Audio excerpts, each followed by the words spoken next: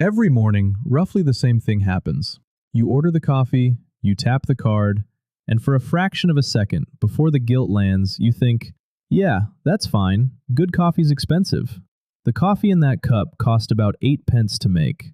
Not the price, the cost. 8 pence of actual coffee, in a drink you just paid £4 for. And the strange part isn't the markup. Everyone expects a markup. The strange part is that the coffee shop is barely making money on the coffee at all. So if it's not the coffee, where's your £4 actually going? Because the answer is 3 other businesses you didn't know you were paying. And one of them isn't even a coffee shop, it's a bank. Hold that thought. Let's follow the money. Meet Matt. Matt buys a flat white every morning, same as you. And Matt is about to become very annoyed. Here's Matt's £4, taken apart. The beans, 15 pence, tops. The milk, another 15. Cup, lid, that little cardboard sleeve, call it 20. Add the barista's 30 seconds of actual pouring, and you're looking at maybe 70 pence of stuff. £4 for 70 pence of stuff. Case closed. Daylight robbery. Except, no. Because if that were the whole story, Matt would have quit years ago. Jar of instant, a kettle, never think about it again. The markup on the bean isn't the trick.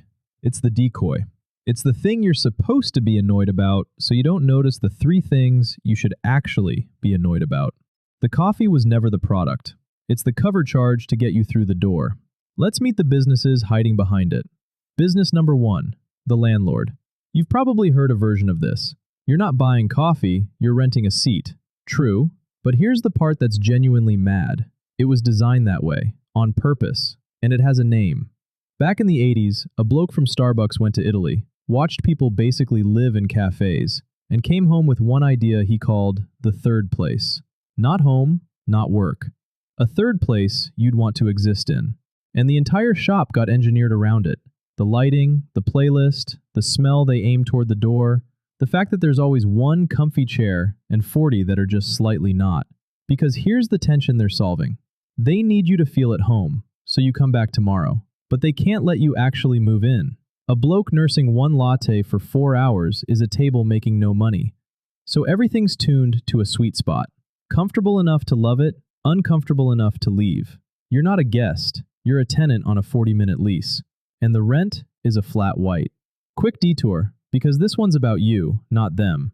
When did you last buy a coffee with actual cash? Coins? Notes? You can't remember. And that's not an accident, that's leverage. There's a thing behavioral economists call the pain of paying.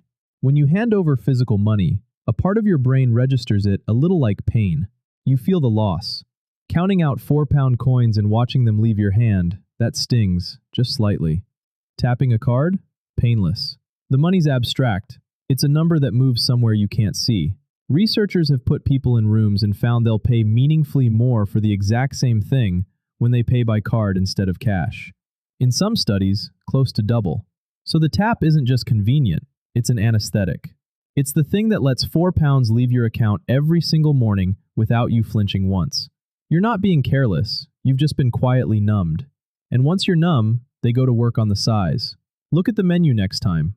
Small, medium, large. Except they're never actually called that, are they? Tall, grande, venti. Venti sounds like a sports car and means, in Italian, 20. As in 20 ounces. They named a bucket of coffee after its volume, in a language you don't speak so it'd sound like a treat. But the real move is the medium. The medium exists to be rejected. Watch what your brain does.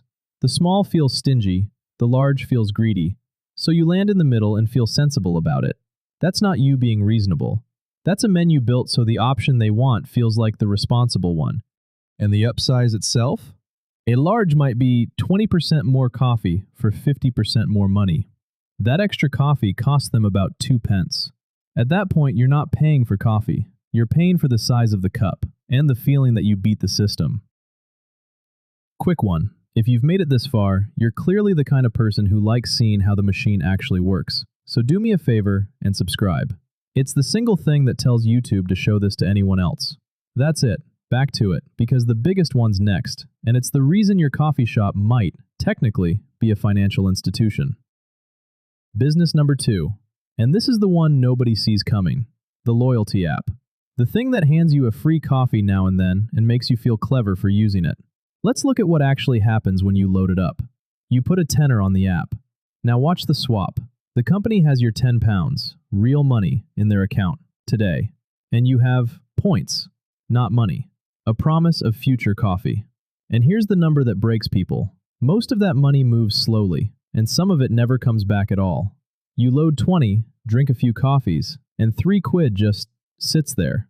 You forget. Everyone forgets. There's even an accounting word for the money customers load and never spend. It's called breakage, and after a while, companies are allowed to book it as pure profit. Money you paid for coffee you never drank, that they get to keep and call earnings. Now multiply one forgotten balance by tens of millions of customers. Starbucks, just Starbucks, sits on well over $1 billion of customers' money loaded onto its cards and app at any given moment. That is more cash than plenty of actual, licensed banks hold in deposits. Sit with that. A coffee company holding more of the public's money than a mid-sized bank. Except a bank pays you interest for the privilege of holding your money. The coffee app pays you in points.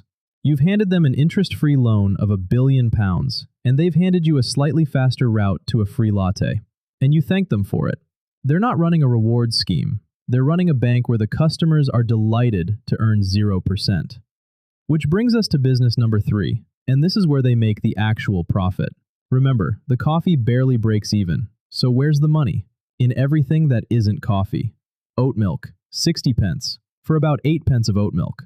Syrup, 50p of mostly sugar. The pastry you absolutely did not walk in for. Warmed under a lamp since 7 a.m. £4, thank you. Add-ons are where a coffee shop stops running a cafe and starts printing money, because the margin on a splash of oat milk is comedy. And then, the newest one, the screen spins around. You've already paid, and suddenly there's a tablet asking if you'd like to tip. 10%? 15? 20? And there's a human standing right there, watching, waiting. That prompt isn't about generosity. It's about the 2 seconds of social panic where saying no feels harder than tapping yes. They've turned ordinary awkwardness into a line on the balance sheet. So let's put Matt back together. He walked in for a coffee. What he actually bought was a 40-minute lease on a chair from a landlord dressed as a barista. He preloaded an app and quietly became an unpaid, unthanked lender to a company sitting on more money than a bank. He got nudged to the sensible medium, upsold on 8p of oat milk, and guilt-tipped by a touchscreen. All of it made painless by a card tap he never felt. The coffee was real. It was fine. It was 8p. Everything else in that £4 was architecture, built, tested, and tuned to move money out of your account while making you feel like the smart one in the room. You don't have to quit coffee. I'm not going to. But now you know which £4 was actually coffee, and which £3.92 was the machine. If this changed how tomorrow's cup feels, subscribe. One ordinary thing taken apart every week. And go on, be honest in the comments. Add up a full month of coffees, oat milk, and just a pastry. Then tell me, did the number scare you? Because I'd put money on it being higher than you think. Loaded onto an app, obviously.